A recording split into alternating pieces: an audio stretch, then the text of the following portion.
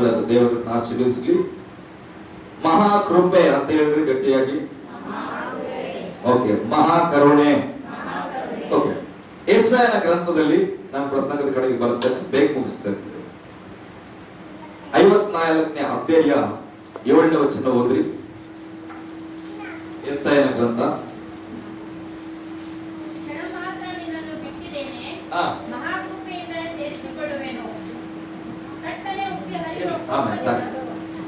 ಕ್ಷಣ ಮಾತ್ರ ನಿನ್ನನ್ನ ಹೇಳ್ರಿ, ಕ್ಷಣ ಮಾತ್ರ ನಿನ್ನನ್ನು ಬಿಟ್ಟಿದ್ದೆನು, ಮಹಾಕೃಪೆಯಿಂದ ಸೇರಿಸಿಕೊಳ್ಳುವೆನು. ಒಂದು ಆಮೇಲೆ ಹೇಳ್ಬೋದಾ?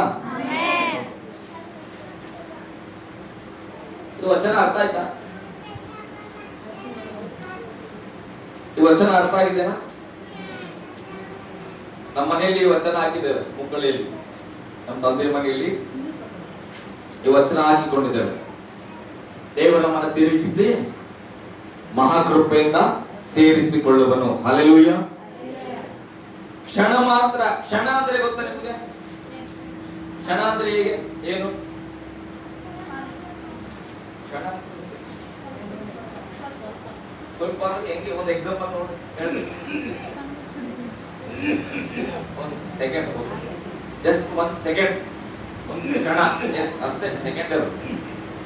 ಒಂದು ಕ್ಷಣ ನಿನ್ನನ್ನ ಬಿಟ್ಟಿದ್ದೆನು, ಮಹಾಕೃಪೆಯಿಂದ ಸೇರಿಸಿಕೊಳ್ಳುವೆನು. ಹಲ್ಲೆಲೂಯ. ಗಟ್ಟಿಯಾಗಿ ಹಲ್ಲೆಲೂಯ. ಇದು ಯೆರೂಸಲೇಮನ್ನ ಕುರಿತಾಗಿ ದೇವರು ಮಾಡುತ್ತಾ ಇರುವಂತ ವಾಗ್ದಾನ.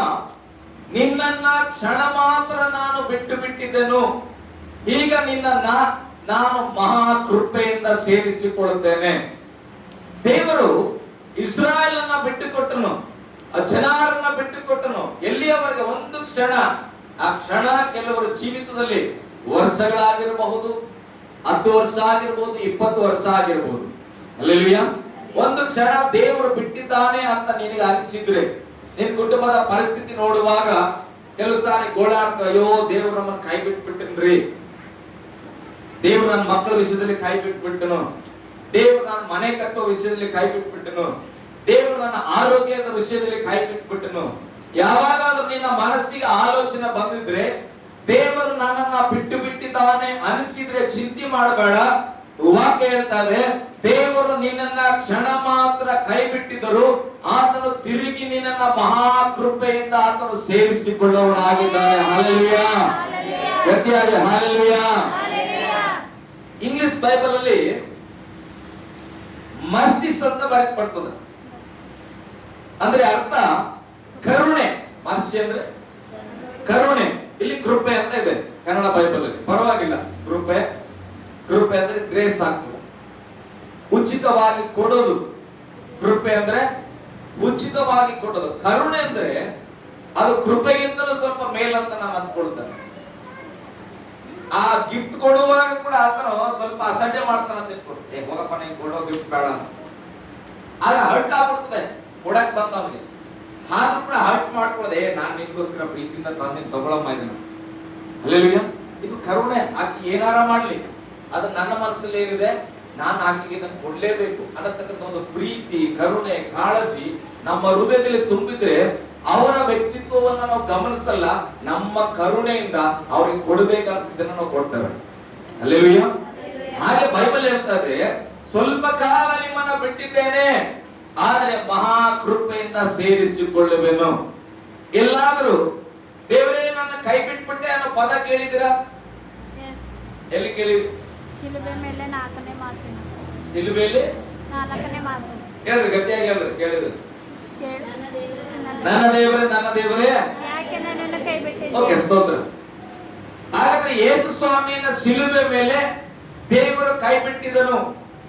ಅದನ್ನ ಯೇಸು ಸ್ವಾಮಿ ಹೇಳ್ತಾ ಇದ್ದಾರೆ, ನನ್ನ ದೇವರೇ, ನನ್ನ ದೇವರೇ ಯಾಕೆ ನನ್ನನ್ನ ಕೈ ಬಿಟ್ಟಿದ್ದಿ ಸ್ವಾಮಿ ಎಂಬುದಾಗಿ ಕೇಳ್ತಾ ಇದ್ದಾನೆ. ಹಾಗಾದ್ರೆ ಯೇಸು ಸ್ವಾಮಿನ ಎಷ್ಟು ಕಾಲ ಕೈ ಬಿಟ್ಟರು ದೇವರು? ಹಲ್ಲೆಲೂಯಾ. ಯೇಸು ಸ್ವಾಮಿ ಸಂಗಡ ದೇವರಿದ್ರು. ಯೇಸು ಸ್ವಾಮಿ ಹೋಗುವ ಸ್ಥಳದಲ್ಲಿ ಕುಷ್ಠರೋಗಿಗಳನ್ನು ಗುಣ ಮಾಡಿದ್ದಾರೆ. ಯೇಸು ಸ್ವಾಮಿ ನೀರಿನಲ್ಲಿ ಮುಳುಗಿ ಮೊದಲು ದೀಕ್ಷಾ ಸ್ನಾನ ತೆಗೆದುಕೊಳ್ಳುವಾಗ ದೇವರು ಮಾತಾಡಿದ್ರು. ಈತ ನನಗೆ ಪ್ರಿಯನಾದ ಮಗನು, ಈತನ ನಾನು ಆರಿಸಿಕೊಂಡಿದ್ದೇನೆ ಅಂತೇಳಿ ಪವಿತ್ರಾತ್ಮ ಬಂತು. ಅದಾದ ಮೇಲೆ ನಡೆದ ಸಂಗತಿಗಳ ಮೇಲೆ 3.5 ವರ್ಷಗಳು ಅದ್ಭುತವಾದ ಸೇವೆ, ಅನೇಕ ರೋಗಗಳು ಸೌಖ್ಯವಾಗ್ತದೆ, ಪ್ರವಾದನೆಗಳಾಗ್ತಾ ಇದೆ, ಎಲ್ಲ ಸತ್ಯವನ್ನ ಸಾರಿಕೊಂಡು ಬರ್ತಾ ಇದ್ದಾರೆ. ಇಷ್ಟೆಲ್ಲವನ್ನ ಮಾಡಿದ್ರು, ದೇವರು ಮಾತನಾಡ್ತಾ ಇದ್ರು ಯೇಸುಸ್ವಾಮಿ ಸಂಗಡ. ಇಲ್ಲಿ ಸಿಲುಬೆ ಏರುವುದಕ್ಕಿಂತ ಮುಂಚಿತವಾಗಿ ಒಂದು ಪ್ರಾರ್ಥನೆ ಮಾಡಿದ್ರು. ಹಲ್ಲೆಲೂಯಾ. ಯೇಸುಸ್ವಾಮಿ ಹೋಗಿ ಏನಂತ ಪ್ರಾರ್ಥನೆ ಮಾಡ್ತಾರ ದೇವರ ಹತ್ರ? ಅಯ್ಯ, ನಿನ್ ಚಿತ್ತ ಏನಾದ್ರೂ ಇದ್ರೆ ಈ ಪಾತ್ರೆಯನ್ನ ನನ್ನಿಂದ ತೊಲಗಿಸು. ಅಂದ್ರೆ ಸಿಲುಬೆಯ ಮರಣದ ಜೀವಿತವನ್ನ ಯೇಸುಸ್ವಾಮಿ ಪ್ರಾರ್ಥನೆ ಮಾಡಿದ, ದೇವರೇ ನಿನ್ ಚಿತ್ತ ಏನಾದ್ರೂ ಇದ್ರೆ ಇದನ್ನ ನನ್ನಿಂದ ತೆಗೆದು ಹಾಕು. ಹಲ್ಲೆಲೂಯಾ. ಯೇಸುಸ್ವಾಮಿ ಪ್ರಾರ್ಥನೆ ಮಾಡಿದ್ರೆ ಇಲ್ವಾ? ಪ್ರಾರ್ಥನೆ ಮಾಡಿದ್ರು. ಈಗ ಪ್ರಾರ್ಥನೆ ಮಾಡಿದ್ದಕ್ಕೆ ಪರಲೋಕದಿಂದ ಏನಾದ್ರೂ ಆನ್ಸರ್ ಬಂತಾ? ಯೇಸುಸ್ವಾಮಿ ಹೋಗಿ ಪ್ರಾರ್ಥನೆ ಮಾಡಿದ್ರು. ಮನೇಲಿ ಹೋಗಿ ಚೆನ್ನಾಗಿ ಬೈಬಲ್ ಓದ್ರಿ. ನಾನ್ ಬೈಬಲ್ ಓದ ರೀತಿ ನಮ್ಮ ಮನೆಯವ್ರಿಗೆ ಗೊತ್ತು. ಹಲ್ಲೆಲೂಯಾ. ಯೇಸುಸ್ವಾಮಿ ಹೋಗಿ ಜಪ ಮಾಡಿದ ನಂತರ ನಮಗ್ ಗೊತ್ತು, ದೇವರೇ ನಿನ್ನ ಚಿತ್ತ ಇದ್ರೆ ಇದನ್ನ ತೆಗಿಯಪ್ಪ ಅಂತ ಹೇಳಿದ್ರು. ಬಟ್ ನಾನ್ ಬೈಬಲ್ ಓದಿದ್ರೆ 4 ಸುವಾರ್ತೆ ಓದಿದ್ದಾರೆ, ನೀವು 4 ಸುವಾರ್ತೆ ಓದಿ, ನನ್ಗೆಲ್ಲೂ ಕಾರಣ ಬರ್ಲಿಲ್ಲ. ದೇವರು ಯೇಸುಸ್ವಾಮಿ ಯಾವ್ದು ಉತ್ತರ ಹೇಳಿಲ್ಲ. ನನ್ ಚಿತ್ತ ಇಲ್ಲ, ನೀನ್ ಸಿಲುಬೆ ಏರು ಹೋಗು ಅಂತ ಹೇಳಿಲ್ಲ. ಅಥವಾ ನಿನ್ ಚಿತ್ತ ಇದೆ, ನಾನು ಈ ಪಾತ್ರೆಯನ್ನ ತೆಗೆದಾಕ್ತೇನೆ ಅಂತ ಕೂಡ ಹೇಳಿಲ್ಲ. ಹಲ್ಲೆಲೂಯಾ. ಯೇಸುಸ್ವಾಮಿಗೆ ಯಾಕೆ ಗೊತ್ತಾಯ್ತು ಗೊತ್ತಾ? ದೇವರು ನನ್ನ ಕೈ ಬಿಟ್ಟಾನಂತ. ಯಾವಾಗ್ಲೂ ಆತನು ರೊಟ್ಟಿ ತಗೊಂಡು ಹೇಳ್ತಾನ, ದೇವರೇ ನನ್ನ ಪ್ರಾರ್ಥನೆ ಕೇಳ್ತೀಯ ಅಂತ ಗೊತ್ತು ಅಂತ ಜಪ ಮಾಡಿದ್ರು. ಹಲ್ಲೆಲೂಯಾ. ಆ ಸತ್ತೋಗಿದ್ದವ್ರನ್ನ ಬದುಕಿಸುವಾಗ, ದೇವರೇ ನನ್ನ ಪ್ರಾರ್ಥನೆ ಕೇಳ್ತೀಯ ಅಂತ ಗೊತ್ತಂತ ಜಪ ಮಾಡಿದ್ರು. ಇಲ್ಲೂ ಹಾಗೆ ಹೋಗಿ ಪ್ರಾರ್ಥನೆ ಮಾಡೋಣ ಯೇಸುಸ್ವಾಮಿ, ದೇವರೇ ನಿನ್ ಚಿತ್ತ ಇದ್ರೆ ನನ್ನಿಂದ ಈ ಪಾತ್ರೆ ತೆಗೆದಾಕಂತ. ಆದ್ರೆ ದೇವರಲ್ಲಿ ಯಾವುದೇ ಆನ್ಸರ್ ಅನ್ನ ಕೊಟ್ಟಿಲ್ಲ. ಅದಕ್ಕೆ ಸಿಲುಬೆ ಮೇಲೆ ಆತನ ಹೇಳ್ತಾನೆ, ಆತನ ಗೊತ್ತಾಯ್ತು, ನನ್ನ ತಂದೆ ನನ್ನ ಸಂಗಡ ಮಾತಾಡಿಲ್ಲ ಅಂದ್ರೆ ನನ್ನನ್ನ ಕೈ ಬಿಟ್ಟಿದ್ದಾನೆ. ಹಲ್ಲೆಲೂಯಾ. ಯೇಸುಸ್ವಾಮಿ ಕೇಳಿದಾಗ ಹೇಳ್ಬೇಕಲ್ಲ, ಪಾಸ್ಟರ್ ನಿಮ್ ಜೊತೆ ಮೈಸೂರು ಕರ್ಕೊಂಡು ಹೋಗ್ತೀರಾ ಅಂತ ಕೇಳಿದೆ ಅಂತ ಇಟ್ಕೊಳ್ರಿ. ಯಾರು ಬರೋರು ಇದ್ರೆ ಹೇಳ್ರಿ, ನಾನು ಕರ್ಕೊಂಡು ಹೋಗ್ತೀನಿ. ಕೇಳಿದಾಗ ನಾನು ಬೇಡ ಅಂತಾರೆ ಹೇಳ್ಬೇಕು, ಇಲ್ಲ ಹ್ಞೂ ಅಂತಾರೆ ಹೇಳ್ಬೇಕು. ಏನು ಹೇಳಿಲ್ಲ ಅಂದ್ರೆ ಏನ್ ಅನ್ಕೊಳ್ತೀವಿ ನೀವು? ಪಾಸ್ಟರ್ ನಮ್ಮ ಮೇಲೆ ಮನ್ಸಿಲ್ಲ ಅಷ್ಟೇ. ಅವ್ರು ಏನ್ ಮಾಡ್ರ, ನಮ್ಮನ್ನ ಪ್ರೀತಿ ಮಾಡೋದ್ ಬಿಟ್ಬಿಟ್ರ, ನಮ್ಮ ಮೇಲೆ ಮನ್ಸು ಹೋಗಿದೆ. ಅದಕ್ಕೆ ನಮ್ಗೆ 2ರಾಗ 1 ಹೇಳಿಲ್ಲ. ಮತ್ತೊಂದ್ಸಲ ಕೇಳಿದೆ, ಪಾಸ್ಟರ್ ಯಾವ್ದಾರು 1 ಹೇಳ್ರಿ. ಸುಮ್ಮನೆ ಮೌನವಾಗಿ ಹೋಗ್ತೇನೆ. ಬ್ಯಾಡ ಅಂತ ಹೇಳ್ಬೇಕಾರೆ ಹಂಗ ಮೌನವಾಗಿ ಹೋಗ್ಬಾರ್ದು, ಭಾಳ ಸಿಟ್ಟು ಬರ್ತದೆ. ಹಲ್ಲೆಲೂಯಾ. ಹಾಗೆ ಯೇಸುಸ್ವಾಮಿಗೆ ಅರ್ಥ ಆಗ್ತದೆ, ನನ್ನ ತಂದೆ ನನ್ನ ಪ್ರಾರ್ಥನೆಗೆ ನನಗೆ ಏನೂ ಹೇಳಲಿಲ್ಲ ಅಂದ್ರೆ ನನ್ನ ದೇವರು ನನ್ನನ್ನ ಕೈ ಬಿಟ್ಟಿದ್ದಾನೆ. ಹಲ್ಲೆಲೂಯಾ. ಗಟ್ಟಿಯಾಗಿ ಹಲ್ಲೆಲೂಯಾ. ಹಾಗಾದ್ರೆ ಯೇಸುಸ್ವಾಮಿಯನ್ನ ದೇವರು ಕೈ ಬಿಟ್ಟನು ನಿಜ. ಎಲ್ಲಿವರೆಗೆ ಕೈ ಬಿಟ್ಬಿಟ್ರು? ಬಿಟ್ಟೇ ಬಿಟ್ಟ. ಆ ಕಡೆ ಕೈ ಬಿಟ್ಟೇ ಬಿಟ್ರ. ಮತ್ತಾಯ 27:46 ಹೋದ್ರಿ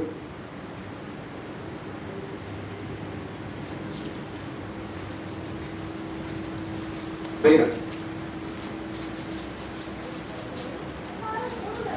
ಹಾ,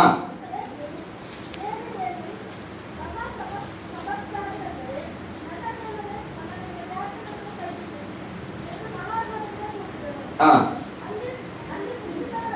ಹಾ.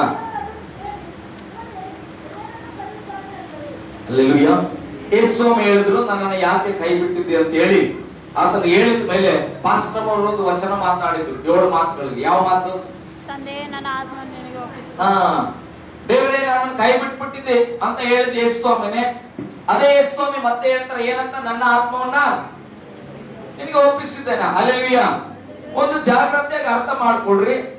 ನಿಮ್ಮಗಳ ಜೀವಿತದಲ್ಲಿ ಅನಿಸ್ತಾ ಇರ್ಬೋದು, ದೇವ್ರು ಯಾಕೋ ನನ್ನ ಪ್ರಾರ್ಥನೆಗೆ ಉತ್ತರ ಕೊಡ್ತಾ ಇಲ್ಲ, ನನ್ನ ಪ್ರಾರ್ಥನೆ ಫಲಿಸ್ತಾ ಇಲ್ಲ, ಎಷ್ಟೇ ಜಪ ಮಾಡಿದ್ರು ದೇವ್ರು ಯಾಕೋ ನನ್ನೊಟ್ಟಿಗೆ ಮಾತಾಡ್ತಾ ಇಲ್ಲ, ದೇವರು ನನ್ನನ್ನ ಕೈ ಬಿಟ್ಬಿಟ್ಟಿದ್ದಾನೆ ಅಂತ ಅನಿಸಿದ್ರೆ ನಾವೇನ್ ಮಾಡ್ತೇವೆ? ಅಯ್ಯೋ, ಎಷ್ಟು ಜಪ ಮಾಡಿದ್ರು ಕೇಳ್ತಾ ಇಲ್ಲ, ಕಣ್ಣೀರು ಸುರಿದ್ರು ಕೇಳ್ತಾ ಇಲ್ಲ, ಹೋಗತ್ತ ಇನ್ ನಾಳೆಯಿಂದ ಕಣ್ಣೀರು ಸುರಿಸೋದು ಬೇಡ, ಜಪ ಮಾಡೋದು ಬೇಡ, ನನಗೆ ಬಂದಂಗೆ ನಾನು ಬದುಕ್ಬಿಡ್ತೇನೆ. ಹಲ್ಲೆಲೂಯಾ. ಗಟ್ಟಿಯಾಗಿ ಹಲ್ಲೆಲೂಯಾ. ಕೆಲವೊಮ್ಮೆ ಹೀಗೆ ಪ್ರಾರ್ಥನೆಗಳು ಫಲಿಸದೇ ಇರುವಾಗ ಅಥವಾ ಡಿಲೇ ಆಗುವಾಗ ಅವರು ನೊಂದು ಬೆಂದು ಏನ್ ಮಾಡ್ತಾರೆ? ಪಾಪದ ಜೀವಿತವನ್ನು ಆಯ್ಕೆ ಮಾಡಿಕೊಳ್ತಾರೆ. ಕಳ್ಳತನದ ಜೀವಿತವನ್ನು ಆಯ್ಕೆ ಮಾಡ್ಕೊಳ್ತಾರ, ಕುಡುಕುತನದ ಜೀವಿತವನ್ನು ಆಯ್ಕೆ ಮಾಡ್ಕೊಳ್ತಾರ, ಲೋಕದಲ್ಲಿ ಕೆಲವರು ವ್ಯಭಿಚಾರದ ಜೀವಿತವನ್ನು ಆಯ್ಕೆ ಮಾಡ್ಕೊಳ್ತಾರ. ಕಾರಣ ಏನ್ ಗೊತ್ತಾ? ಅಯ್ಯೋ, ನಾನು ಏನೇ ಕಣ್ಣೀರು ಸುರಿಸಿದ್ರು ಕೂಡ ದೇವರು ನನಗೆ ಉತ್ತರ ಕೊಡ್ಲಿಲ್ಲ, ನನ್ನನ್ನು ಕರುಣಿಸಲಿಲ್ಲ, ಅದಕ್ಕೆ ನಾನು ಏನ್ ಮಾಡ್ಬೇಕು? ನನ್ನದೇ ಆದ ಬುದ್ಧಿಯಲ್ಲಿ ನನ್ನ ಜೀವಿತವನ್ನು ನಾನು ಕಟ್ಟಿಕೊಳ್ಳುತ್ತೇನೆ. ಹಲ್ಲೆಲೂಯಾ, ಗಟ್ಟಿಯಾಗಿ ಹಲ್ಲೆಲೂಯಾ. ಯೇಸು ಸ್ವಾಮಿ ಹಾಗಾದ್ರೆ ತಂದೆ ಹತ್ರ ಪ್ರಾರ್ಥನೆ ಮಾಡಿ ದೇವರು ಏನು ಉತ್ತರ ಕೊಡ್ಲಿಲ್ಲ ಅಂದ ತಕ್ಷಣ ದೇವರು ಏನು ಹೇಳಿಲ್ಲಪ್ಪ, ಸಿಲುಬೆನೂ ಬೇಡ, ಈ ಕಡೆ ಜನರು ಬೇಡ ಅಂತೇಳಿ ಓಡಿ ಹೋದ್ರ ಯೇಸು ಸ್ವಾಮಿ. ಹಲ್ಲೆಲೂಯಾ. ಯೇಸು ಸ್ವಾಮಿ ಏನ್ ಮಾಡಿದ್ರು? ತಂದೆಯ ಮೊದಲು ಏನನ್ನ ಹೇಳಿದ್ದಾನೋ ಅದನ್ನ ಆತನು ಪರಿಪಾಲಿಸುತ್ತಾ ಇದ್ದಾನೆ. ನನ್ನ ದೇವರು ನನ್ನನ್ನು ಕೈ ಬಿಟ್ಟಿದ್ದಾನೆ ಅಂತ ಗೊತ್ತಾದ ಮೇಲೆ ಕೂಡ ದೇವರು ಯೇಸು ಸ್ವಾಮಿ ದೇವರಿಗೆ ಹೇಳ್ತಾ, ತಂದೆ, ನನ್ನ ಆತ್ಮವನ್ನ ನಿನಗೆ ನಾನು ಒಪ್ಪಿಸಿದ್ದೇನೆ. ಹಲ್ಲೆಲೂಯಾ, ಗಟ್ಟಿಯಾಗಿ ಹಲ್ಲೆಲೂಯಾ. ಯೇಸು ಸ್ವಾಮಿ ಯಾವುದೇ ಸ್ವಂತ ಆಯ್ಕೆಯನ್ನ ಮಾಡಿಕೊಳ್ಳಿಲ್ಲ. ಸಿಲುಬೆ ಯಾತ್ರೆಯಿಂದ ದುಃಖ ಆಗ್ತಾ ಇದೆ, ನೋವಾಗ್ತಾ ಇದೆ, ದೇವ್ರು ಕೂಡ ಮಾತಾಡ್ತಾ ಇಲ್ಲ, ಏನಾಗ್ತದೆ ಅಂತೇಳಿ ಭಯಪಟ್ಟು ವಾಪಸ್ ಹೋಗ್ಲಿಲ್ಲ. ಅದೇ ಮಾರ್ಗದಲ್ಲಿ ಹೋಗಿ, ದೇವರೇ, ನನ್ನ ಆತ್ಮನ ನಿನಗೆ ನಾನು ಒಪ್ಪಿಸುತ್ತೇನೆ. ಹಲ್ಲೆಲೂಯಾ, ಗಟ್ಟಿಯಾಗಿ ಹಲ್ಲೆಲೂಯಾ. ಅದಾದ್ಮೇಲೆ ನಾವು ನೋಡ್ತೇವೆ, ಯೇಸು ಸ್ವಾಮಿಯ ಪ್ರಾಣ ಹೋಗ್ತದೆ. ಯೇಸು ಸ್ವಾಮಿನ ತಗೊಂಡೋಗಿ ಸಮಾಧಿಗೆ ಇಡ್ತಾರ. 3 ದಿನಗಳಾದ ನಂತರ ಯೇಸು ಸ್ವಾಮಿ ಎದ್ದು ಬಂದಿದ್ದಾರೆ. ಅಲ್ಲಿಗೆ ಮಾರ್ತಾಳು ಮರಿಯಳು ಹೋಗುವಾಗ ಅವರು ಮುಟ್ಲಿಕ್ಕೆ ಹೋದ್ರೆ ಯೇಸು ಸ್ವಾಮಿ ಒಂದು ಮಾತು ಹೇಳಿದ್ರು. ಏನಂತ ಹೇಳ್ತಾರ? ನನ್ನನ್ನು ಮುಟ್ಟಬೇಡ್ರಿ, ನಾನಿನ್ನ ತಂದೆ ಬಳಿಗೆ ಹೇಳಿ ಹೋಗಲಿಲ್ಲ. ಹಲ್ಲೆಲೂಯಾ. ಹಾಗಾದ್ರೆ ಮೊದಲು ಸಾಯುವಾಗ ಯಾವಾಗ ನನ್ನ ಯೇಸು ನನ್ನ ದೇವರು ಕೈ ಬಿಟ್ಟನಂತ ಹೇಳಿದ್ರು, ಆ ಯೇಸುವಾಗಿ ಈಗ ಎದ್ದಿಲ್ಲ, ಮಹಿಮೆಯ ಯೇಸುವಾಗಿ ಎದ್ದಿದ್ದಾನೆ. ಹಲ್ಲೆಲೂಯಾ, ಗಟ್ಟಿಯಾಗಿ ಹಲ್ಲೆಲೂಯಾ. ಸ್ವಲ್ಪ ಅರ್ಥ ಮಾಡ್ಕೊಡ್ರಿ, ನಾನು ಡೀಪ್ ಆಗಿ ಹೇಳಲಿಕ್ಕೆ ಇಷ್ಟಪಡ್ತೇನೆ. ಯೇಸು ಸ್ವಾಮಿ ಮರಣ ಹೊಂದುವಾಗ ನಾರ್ಮಲ್ ವ್ಯಕ್ತಿ, ನನ್ನ ಹಾಗೆ ನಿನ್ನ ಹಾಗೆ ಸಾಮಾನ್ಯವಾದ ಮನುಷ್ಯನಾಗಿ ಆತನ ಜನಿಸಿದ್ರು.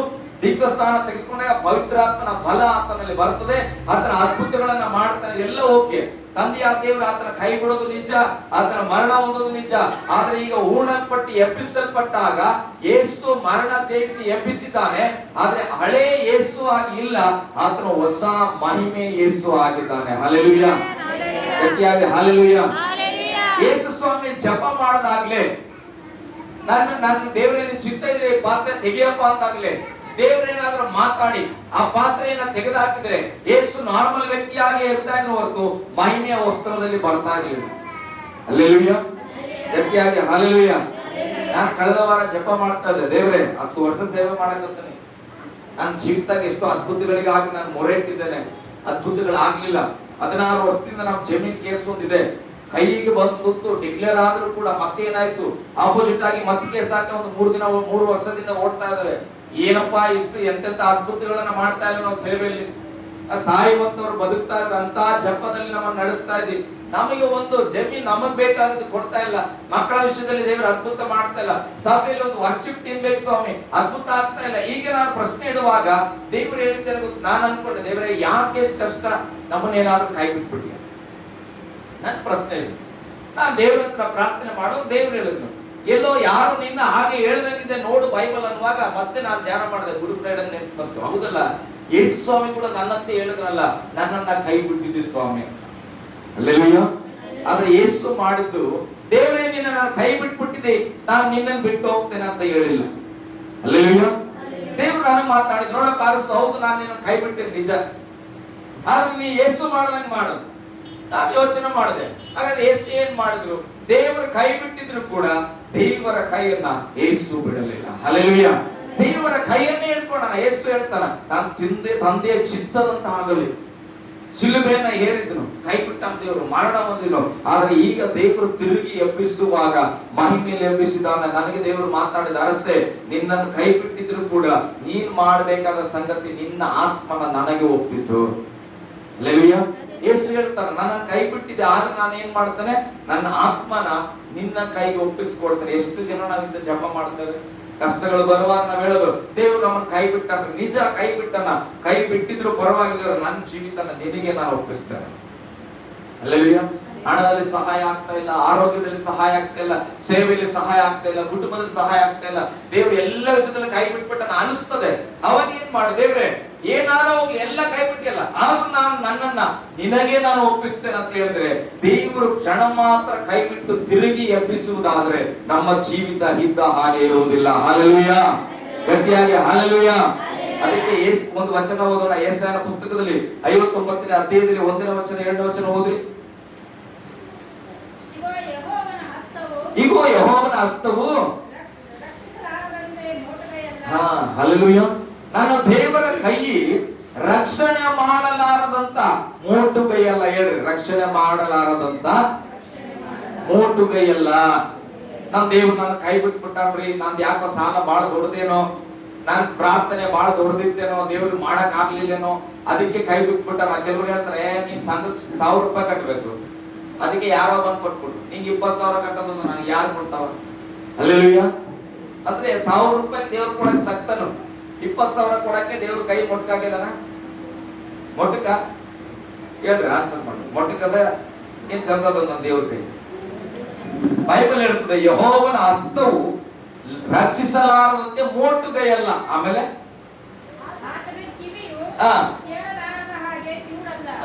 ನನ್ನ ಪ್ರಾರ್ಥನೆ ನನ್ನ ದೇವರು ಕೇಳದೇ ಇಲ್ಲ. ನಿನ್ ಬಾಯಿ, ದೇವರ ಕಿವಿ ನಮ್ಮ ಪ್ರಾರ್ಥನೆಯನ್ನ ಕೇಳಲಾರದಂತ ಕಿವುಡಿ ಕಿವಿ ಅಲ್ಲ. ಹಲ್ಲೆಲೂಯಾ. ಎಷ್ಟೇ ಹೇಳಿದ್ರು, ಎಷ್ಟೇ ಜಪ ಮಾಡಿದ್ರು ನನ್ನ ದೇವ್ರು ಕೇಳದೇ ಇಲ್ಲ ಅಂತ ಯಾವತ್ತಾರ ನೀನು ಅಂದಿದ್ರೆ ಬಹಳ ಜಾಗ್ರತೆ, ಚೆನ್ನಾಗಿ ನೆನ್ಪಿಟ್ಕೋ. ದೇವ್ರ ಕಿವಿ ಚೆನ್ನಾಗಿ ಕೇಳುತ್ತೆ. ಹೇಳಿ, ದೇವರ ಕಿವಿ ಚೆನ್ನಾಗಿ ಕೇಳುತ್ತೆ. ಈಗ ನನ್ನ ಕಿವಿ ಚೆನ್ನಾಗಿ ಕೇಳುತ್ತೆ ಅಂದ್ರೆ ನೀನ್ ಕೂಗದ್ ನನಗೆ ಕೇಳಿಸಿಲ್ಲ ಅಂದ್ರೆ ಅರ್ಥ ಏನು?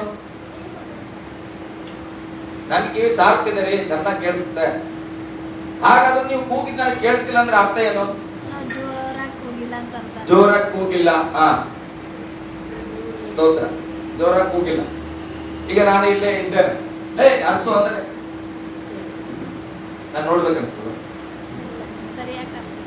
ಕೆಲವ್ರು ಹಂಗೆ ಕೂಗತ್ ದೇವ್ರಿಗೆ, ನೀನ್ ನಿಜವಾದ ದೇವರಾಗಿ ನನಗೆ ಇದ್ ಮಾಡು, ನಿಮ್ ಕರೆ ಏನಂದ್ರ ನಿಜ ಭಕ್ತರೆ, ನೀನ್ ನಿಜ ಸತ್ಯ ಎದ್ದೀಯಾ, ನಾಳೆ ನನ್ನ ಮನೆಯಾಗ ನಿಂತದ್ ಇರ್ಬೇಕು ನೋಡು, ಹಂಗಾದ್ರೆ ನೀನ್ ನಿಜ ದೇವ್ರು. ಇಂಥವೆಲ್ಲ ಕೇಳಿಸ್ಕೋಬೇಕ ದೇವ್ರು. ಹಲ್ಲೆಲೂಯಾ. ಇದು ಕೇಳಿಸಿಲ್ಲ ಅಂತ ಇಟ್ಕೊಡ್ರಿ ದೇವ್ರಿಗೆ. ನಾನ್ ನಿನ್ನೆ ಹೇಳಿದ ದೇವ್ರಿಗೆ ಅದನ್ನ ಏನ್ ಕೇಳಂಗಿಲ್ಲ. ನಮ್ಮ ದೇವ್ರು ನಮ್ಮ ಪ್ರಾರ್ಥನೆ ಕೇಳಂಗಿಲ್ಲ. ಹಲ್ಲೆಲೂಯಾ. ದೇವರ ವಾಕ್ಯ ಹೇಳ್ತದೆ, ನನ್ನ ದೇವರ ಕಿವಿ ಕಿವುಡಲ್ಲ. ಹೇಳ್ರಿ, ನನ್ನ ದೇವರ ಕಿವಿ ಕಿವುಡಲ್ಲ. ಮುಂದೆ ಆದರೆ ಹೇಳ್ರಿ, ಆದರೆ ಅರಸು ಪಾಸ್ಟ್ರೇ ಅಂತ ಕೂಗಿದ್ರೆ ನಾನು ತಿರುಗ್ತಾ ಇದ್ದೆ. ಅರಸು ಅಂದ್ರೆ ನಾನು ತಿರುಗಂಗಿಲ್ಲ. ಹಲ್ಲೆಲೂಯಾ. ನಾನು ತಿರುಗದೇ ಇರೋದಕ್ಕೆ ಕಾರಣ ನನ್ನ ಕಿವಿ ಕೇಳಲ್ಲ ಅಂತಲ್ಲ, ನೀನು ಕೂಗಿದ ರೀತಿ ಸರಿ ಇಲ್ಲ. ಹಲ್ಲೆಲೂಯಾ. ಹೇಳ್ರಿ, ಆದರೆ ಈಗ ಓದ್ರಿ, ನಿಮ್ಮ ಅಪರಾಧಗಳೇ ನಿಮ್ಮ ದೇವರಿಂದ ನಿಮ್ಮ ಅಪರಾಧಗಳೇ ನಿಮ್ಮನ್ನ ದೇವರಿಂದ ಅಗಲಿಸುತ್ತಾ ಬಂದಿದೆ. ಹಲ್ಲೆಲೂಯಾ. ನಿನ್ನ ಕೂಗು ದೇವರಿಗೆ ಕೇಳ್ತಾ ಇಲ್ಲ ಅಂದ್ರೆ ನೀನು ಕೂಗ್ತಲೇ ಇದ್ದೆ, ದೇವರ ಕಿವಿ ಕೂಡ ಚೆನ್ನಾಗಿದೆ, ಆದ್ರೆ ನಿನ್ನ ಅಪರಾಧಗಳು, ನಿನ್ನ ತಪ್ಪುಗಳು ದೇವರಿಂದ ದೂರ ಮಾಡ್ತಾ ಇದೆ. ಅದಕ್ಕೆ ನೀನ್ ಎಷ್ಟೇ ಕೂಗಿಕೊಂಡ್ರು ನಿನ್ನ ಕೂಗು ದೇವರಿಗೆ ಮುಟ್ಟುತ್ತಾ ಇಲ್ಲ. ಹಲ್ಲೆಲೂಯಾ. ಗಟ್ಟಿಯಾಗಿ ಹಲ್ಲೆಲೂಯಾ. ಹಾಗಾದ್ರೆ ಈಗ ಒಂದು ಉದಾಹರಣೆ, ಈಗ ಆ ಕಡೆ ಮನೇಲಿ ಇದ್ರಂತ ಇಟ್ಕೊಡ್ರಿ, ನಾನು ಈ ಕಡೆ ಇದ್ದೇನೆ, ಯಾರು ಆ ಕಡೆ ಕೂಗ್ತಾ ಇದ್ರು ಕೇಳಿಸ್ತಾ ಇಲ್ಲ ಅಂದ್ರೆ ಏನ್ ಮಾಡ್ಬೇಕು? ಈಗ ನೀವು ಒಂದು ಈ ಪಾಂಡೇಶನ್ ತೆಗೆದಾಕ್ಬೇಕು, ಇಲ್ಲ ಅಂದ್ರೆ ನೀವೇನ್ ಮಾಡ್ಬೇಕು?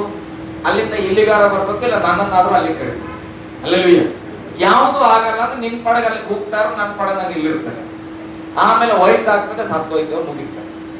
ಹಲ್ಲೆಲೂಯಾ. ಎಷ್ಟು ಜನ ಕ್ರೈಸ್ತರ ಜೀವಿತ ಹಿಂಗಾಗಿಲ್ಲ. ಪ್ರಾರ್ಥನೆ ಮಾಡ್ತಾನೆ ಇರ್ತಾರ, ಚರ್ಚಿಗೆ ಹೋಗ್ತಾನೆ ಇರ್ತಾರ, ಬರ್ತಾನೆ ಇರ್ತಾರ, ರಕ್ಷಣೆ ಅಂದ್ರೆ ಅವ್ರಿಗೆ ಗೊತ್ತಿಲ್ಲ, ಮುದುಕ ಆಗಿದ್ರು ಕೂಡ ದೀಕ್ಷಾನ ತಗೊಂಡಿಲ್ಲ, ಸತ್ಯ ಓದು.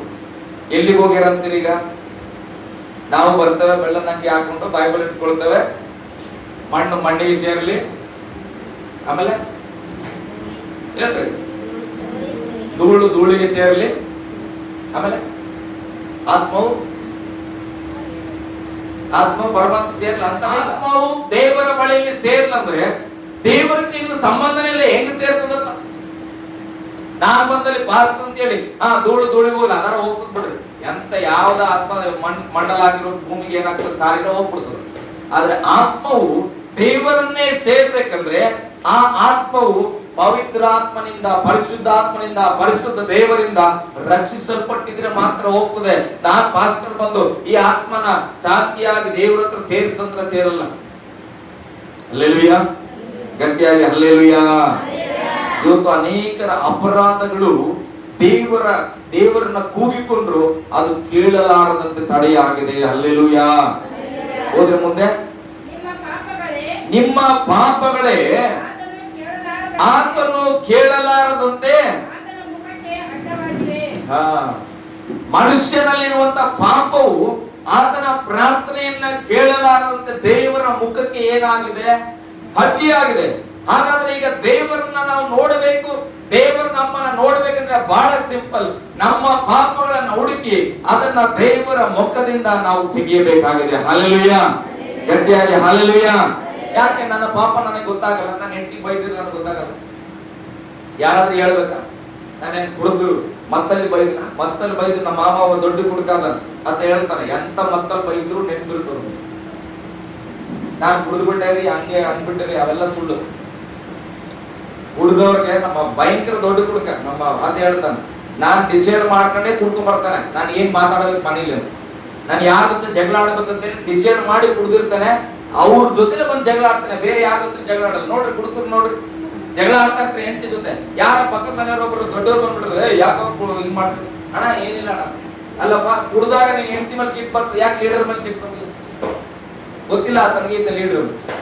ಅಲ್ಲೇಲೂಯಾ. ಕೆಲವರು ಏನ್ ಮಾಡ್ತಾರೆ, ಕುಡ್ತೀವಿ ಅಂತ ಅಡ್ವಾಂಟೇಜ್ ಮಾಡ್ಕೊಂಡು ಲೀಡರ್ಗೂ ಕೂಡ ಬೈತಾರೆ. ನೀನ್ ಯಾವನೋ ನನ್ನ ಮನೇಲಿ ಬಂದ ಹಂಗೆ ಅಂದ್ರೆ ಗೊತ್ತು, ಆದ್ರೂ ಕೂಡ ಉಪಯೋಗ ಮಾಡ್ಕೊಂಡು ಚೆನ್ನಾಗಿ ಜಾಗೃತಿ ಆಗಿರ್ರಿ. ನಾನು ಕುಡುಕ್ ಮನೆತನದಲ್ಲಿ ಹುಟ್ಟು ಬಂದಿದ್ದೇನೆ. ಇವತ್ತು ದೇವರ ಕೃಪೆಯಿಂದ ನಮ್ಮ ಭಾವಂದ್ರೆ ಇಬ್ರು ಕುಡಿಯೋದ್ಬಿಟ್ಟು. ಹಲ್ಲೆಲೂಯಾ. ಸ್ತೋತ್ರ. ಹಲ್ಲೆಲೂಯಾ. ಗಟ್ಟಿಯಾಗಿ ಹಲ್ಲೆಲೂಯಾ. ಹಾಗಾದ್ರೆ ಪ್ರತಿಯೊಬ್ಬ ಮನುಷ್ಯನಿಗೆ ಆತನ ತಪ್ಪುಗಳು ಗೊತ್ತಿದೆ. ಆ ತಪ್ಪುಗಳನ್ನ ತೆಗೆದಾಕಿಲ್ಲ ಅಂದ್ರೆ ನಾನು ಹೇಳ್ತೇನೆ, ನಿನಗೂ ದೇವರಿಗೂ ಅಡ್ಡಿಯಾಗಿರುವಂತದ್ದು ನಿಮ್ಮ ಪಾಪಗಳು, ನಿಮ್ಮ ಅಪರಾಧಗಳು. ಹಾಗಾದ್ರೆ ನಾವು ಡಿಸೈಡ್ ಮಾಡಬೇಕು, ನನ್ನ ಜೀವಿತ ರಕ್ಷಣೆಯಲ್ಲಿ ಮೂವ್ ಆಗ್ಬೇಕಂದ್ರೆ ಅದನ್ನ ನಾವು ತೆಗೆದಾಕಬೇಕಾಗಿದೆ. ಹಲ್ಲೆಲೂಯಾ. ಗಟ್ಟಿಯಾಗಿ ಹಲ್ಲೆಲೂಯಾ. ಯೇಸುವಿನ ಸಂಗಡ ಸ್ವಲ್ಪ ಕಾಲ ಮಾತಾಡಿಲ್ಲ ದೇವರು. ಯಾಕೆ? ಆತನು ಯೇಸು ಮನುಷ್ಯರ ಪಾಪವನ್ನು ಹೊತ್ತುಕೊಂಡಿದ್ದನು. ಆ ಪಾಪದ ನಿಮಿತ್ತ ಯೇಸುವಿನ ಸಂಗಡ ದೇವರು ಮಾತಾಡಿಲ್ಲ. ಆತನ ಕೈ ಬಿಟ್ಟರು, ಆತನ ಮರಣ ಹೊಂದಿದನು. ಅದಾದ ಮೇಲೆ ಈಗ ಆತನ ಏನಾಗಿದ್ದಾನೆ? ಎದ್ದಿದ್ದಾನೆ. ಎದ್ದ ಮೇಲೆ ಯೇಸುವಿನ ಸಹಾಯಕ್ಕಾಗಿ ದೂತರು ಬಂದಾರೆ. ಆತನ ಹೇಳ್ತಾನೆ ಮರೆಯೊಳಗೆ, ಒಳಗೆ ಯೇಸು ಇಲ್ಲ, ಆತನ ಎದ್ದಿದ್ದಾನೆ. ಯಾರು ಹೇಳಿದ್ರು? ದೇವದೂತರು. ದೇವದೂತ ಅಂದ್ರೆ ಯಾರ ಕಡೆಯಿಂದ ಬಂದಾನ? ಯೇಸು ಸ್ವಾಮಿ ದೀಕ್ಷಾನ ತಗೊಂಡಾಗ ಯಾರು ಮಾತಾಡಿದ್ರು? ಆಕಾಶವಾಣಿ ಆಯ್ತು, ಈತನು ನನಗೆ ಮೆಚ್ಚುಗೆಯಾದ ಮಗನು, ಪವಿತ್ರಾತ್ಮನನ್ನು ಕಳಿಸಿದನು. ಈಗಲೂ ಕೂಡ ದೇವರು ಕ್ಷಣ ಮಾತ್ರ ಯೇಸು ಕೈ ಬಿಟ್ಟಿದ್ದನು. ಈಗ ಮತ್ತೆ ಕೈ ಹಿಡಿದು ಎಬ್ಬಿಸಿಕೊಳ್ಳುವಾಗ ಯೇಸುಗೂ ತಂದೆಯಾದ ದೇವರಿಗೆ ಸಂಬಂಧ ಇದೆ. ಆ ಸಂಬಂಧ ನಿಮಿತ್ತವಾಗಿ ದೇವರ ಲೋಕದಿಂದ ಒಬ್ಬ ದೂತನ ಬಂದು ಹೇಳ್ತಾ ಇದ್ದಾನೆ, ಯೇಸು ಇಲ್ಲಿ ಇಲ್ಲ, ಅಲ್ಲಿ ಎದ್ದಿದ್ದ. ಅವಾಗ ಪ್ರಾರ್ಥನೆ ಮಾಡಿದಾಗ ಒಬ್ಬ ದೂತ ಹೇಳಕ್ ಆಗ್ತಿದ್ದಿಲ್ಲ. ಬಂದು ದೇವ್ರ ಚಿತ್ತ ಇಲ್ಲಪ್ಪ ನೀನ್ ಸಿಲ್ವೆ ಇರುವಂತ ಒಬ್ಬ ದೂತ ಬಂದು ಹೇಳ್ಬೋದಿತ್ತಲ್ಲ. ಯಾವಾಗ ದೇವರು ನಮ್ಮೊಟ್ಟಿಗೆ ಮಾತಾಡಲು ನಾವು ಅರ್ಥ ಮಾಡ್ಕೊಳ್ಬೇಕು, ಏನು ಅಪರಾಧದಲ್ಲಿ ನಾವಿದ್ದೇವೆ, ದೇವರು ನನ್ನ ಸಂಗಡ ಮಾತನಾಡ್ತಾ ಇಲ್ಲ. ಹಲ್ಲೆಲೂಯಾ. ಗಟ್ಟಿಯಾಗಿ ಹಲ್ಲೆಲೂಯಾ. ಪಕ್ಕದಲ್ಲಿದ್ದವರು ಕೈ ಕೊಟ್ಟು ಹೇಳ್ರಿ, ನಾಳೆಯಿಂದ ಪ್ರತಿದಿನ ದೇವರು ನಿಮ್ಮೊಟ್ಟಿಗೆ ಮಾತಾಡಬೇಕು. ಆಮೇಲೆ ಹಲ್ಲೆಲೂಯಾ. ಓಕೆ, ಮುಂದೊಂದು ವಚನ ಓದೋಣ. ಯೆಶಾಯನ ಪುಸ್ತಕ 61ನೇ ಅಧ್ಯಾಯಕ್ಕೆ ಬನ್ನಿ. ಈಗ ನಾವೆಲ್ಲರೂ ಮನಸ್ಸಲ್ಲಿ ಒಂದು ಡಿಸೈಡ್ ಮಾಡ್ಕೊಳ್ಬೇಕು, ನಮ್ಮನ್ನ ನಾವು ಕ್ಲಾರಿಫೈ ಮಾಡ್ಕೋಬೇಕು. ಯಾವ ಅಪರಾಧ ನನ್ನನ್ನು ದೇವರ ಮುಂದೆ ಹೋಗಲಾರದಂತೆ ಮಾಡ್ತಾ ಇದೆ, ಯಾವ ಅಪರಾಧ ದೇವರಿಗೆ ನನ್ನ ಪ್ರಾರ್ಥನೆ ಕೇಳದಂತೆ ಮಾಡ್ತಾ ಇದೆ, ಅದನ್ನ ತೆಗೆದಾಕಿ ಕ್ಷಣ ಮಾತ್ರ ದೇವರು ನಮ್ಮನ್ನ ಕೈ ಬಿಟ್ಟಿರುವ ದೇವರು ನಮ್ಮನ್ನ ಕೈ ಹಿಡಿದು ಮಹಾ ಕೃಪೆಯಿಂದ ಸೇರಿಸಿಕೊಳ್ಳುವ ಜೀವಿತಕ್ಕೆ ನಾವು ಬರಬೇಕು. ಅದಕ್ಕಾಗಿ ಒಂದು ವಚನ ಹೇಳ್ತದೆ, ಯೆಶಾಯನ ಪುಸ್ತಕ 61:7 ಓದ್ರಿ. ನಿಮಗಾದ ಅವಮಾನಕ್ಕೆ ಬದಲಾಗಿ ಹಲ್ಲೆಲೂಯಾ. ಯೇಸು ಸ್ವಾಮಿ ಶಿಲುಬೆ ಮೇಲೆ ಇದ್ದಾಗ ಹೇಳಿದ್ರು, ನೀನ್ ನಿಜವಾದ ದೇವ್ರ ಮಗ ಆಗಿದ್ರೆ ರಕ್ಷಿಸ್ಕೊಳ್ಳೋ, ಮತ್ತೆ ನಮ್ಮನ್ನು ಇಳಿಸ್ಬಿಡು ಶಿಲುಬೆಯಿಂದ, ದೇವ್ರ ಮಗ ಆಗಿದ್ರೆ ಇಳಿದು ಬಂದ್ಬಿಡು, ಹಂಗೆ ಹಿಂಗೆ ನಾಚಿಕೆ ಪಡಿಸಿದ್ರು. ಆದ್ರೆ ಈಗ ಯೇಸು ಸ್ವಾಮಿನ ತಿರುಗಿ ದೇವರು ಎಬ್ಬಿಸುವಾಗ ದೇವರು ಮಹಿಮೆಯಲ್ಲಿ ಬಂದಿದ್ದಾನೆ. ಆತನ ಇವತ್ತು 2026 ವರ್ಷಗಳಾದ್ರೂ ಕೂಡ ನಾವೆಲ್ಲರೂ ಯೇಸುವನ್ನ ಕೊಂಡಾಡ್ತಾ ಇದ್ದೇವೆ. ಅದು ದೇವರು ಶಿಲುಬೆ ಮೇಲೆ ಅವಮಾನ ಪಟ್ಟದಕ್ಕೆ ಬದಲಾಗಿ ದೇವರು 1000ರಷ್ಟು ಘನತೆಯನ್ನ ಯೇಸುವಿಗೆ ಕೊಟ್ಟಿದ್ದಾನೆ. ಹಲ್ಲೆಲೂಯಾ. ಗಟ್ಟಿಯಾಗಿ ಹಲ್ಲೆಲೂಯಾ. ಇವತ್ತು ಅದಕ್ಕೆ ವಚನ ಹೇಳ್ತಾ ಯೇಸು ಸ್ವಾಮಿ ಮೊದಲನೇ ಪ್ರಸಂಗದಲ್ಲಿ ಅದಕ್ಕೆ ಹೇಳ್ತಾರೆ, ಬೆಟ್ಟದಲ್ಲಿ ಪ್ರಸಂಗ ಮಾಡುವಾಗ, ದೇವರ ನಿಮಿತ್ತವಾಗಿ ನೀವು ಅವಮಾನ ಪಟ್ಟರೆ ನೀವು ಧನ್ಯರು. ಹಲ್ಲೆಲೂಯಾ. ದೇವರ ಚಿತ್ತಕ್ಕಾಗಿ, ದೇವರ ಮಾತಿನಂತೆ ನೀವೇನಾದ್ರೂ ಅವಮಾನದಲ್ಲಿದ್ರೆ ಧನ್ಯರು, ನಿಮಗೆ ಏನಾಗ್ತದೆ? ಪರಲೋಕದ ಆಶೀರ್ವಾದ ದೊರಕುತ್ತದೆ ಎಂಬುದಾಗಿ. ಓದ್ರಿ ಮುಂದೆ. ಹಾಗೆ ಅವಮಾನಕ್ಕೆ ಬದಲಾಗಿ ಎರಡಷ್ಟು ಮಾನವನ್ನು ಹೊಂದುವಿರಿ, ನಾಚಿಕೆ ಪಟ್ಟದ್ದಕ್ಕೆ ಪ್ರತಿಯಾಗಿ ಯಾರ ಸ್ವಾಸ್ಥ್ಯದಲ್ಲಿ? ದೇವರೊಟ್ಟಿಗೆ ಮಾತಾಡಿದ ಮಗ, ಚಿಂತೆ ಮಾಡಬೇಡ, ಜಮೀನ್ ಸಿಕ್ಕಿಲ್ಲ, ಚಿಂತೆ ಮಾಡಬೇಡ, ನಿನ್ನ ಆತ್ಮನ ನನಗೆ ಒಪ್ಪಿಸಿ ನೀನು ಬದುಕು. ಒಂದು ಸಮಯ ಬರುತ್ತದೆ, ನಿನ್ನ ಸ್ವಾಸ್ಥ್ಯದಲ್ಲಿ ನೀನು ಹಿಗ್ಗುವ ಸಮಯ. ಹಲ್ಲೆಲೂಯ, ಗಟ್ಟಿಯಾಗಿ ಹಲ್ಲೆಲೂಯ. ಸೇವೆ ದೊಡ್ಡದಾಗ್ಲಿಲ್ಲ, ಚಿಂತೆ ಆಗ್ತಾ ಇತ್ತು, ದೇವ್ರ ಹೇಳಿದ್ರೆ ಅದೆಲ್ಲ ಯಾಕೆ ಟೆನ್ಷನ್ ಮಾಡ್ಕೊಳ್ತೀಯ? ನಿನ್ನ ಆತ್ಮನ, ನಿನ್ನ ಸಭೆಯನ್ನ ನನಗೆ ನೀನು ಒಪ್ಪಿಸು. ಒಂದು ಸಮಯ ಬರ್ತದೆ, ದೊಡ್ಡ ಸಾಗರದಂತ ಸಭೆಯಲ್ಲಿ ನೀನು ಆರಾಧನೆ ಮಾಡಬಹುದು. ಹಲ್ಲೆಲೂಯ. ಹಾಗಾದ್ರೆ ನಾವು ಮಾಡ್ಬೇಕಾಗುವುದು, ನಮ್ಮ ಅಪರಾಧಗಳನ್ನ ತೆಗೆದುಹಾಕಿ ನಮ್ಮನ್ನ, ನಮ್ಮ ಆತ್ಮವನ್ನ ದೇವರಿಗೆ ಒಪ್ಪಿಸಿ ಕೊಡಬೇಕು. Amen, hallelujah. ಓಕೆ, ಮುಂದೆ ಹೋದ್ರೆ ಯಾಕೆ ಸ್ವಲ್ಪ. ಹೀಗೆ ತಮ್ಮ ದೇಶದಲ್ಲಿ ಎರಡರಷ್ಟನ್ನು ಅನುಭವಿಸುವರು. ಇವರಿಗೆ ಯೇಸು ಸ್ವಾಮಿ ಇವತ್ತು ದುಃಖ ಇಲ್ಲ. ಆತನು ಎಲ್ಲವನ್ನ ಮುಗಿಸಿ ತಂದೆ ಚಿತ್ತದಂತೆ ಆತನು ಎಲ್ಲವನ್ನ ನೆರವೇರಿಸಿ ಎದ್ದಿದ್ದಾನೆ.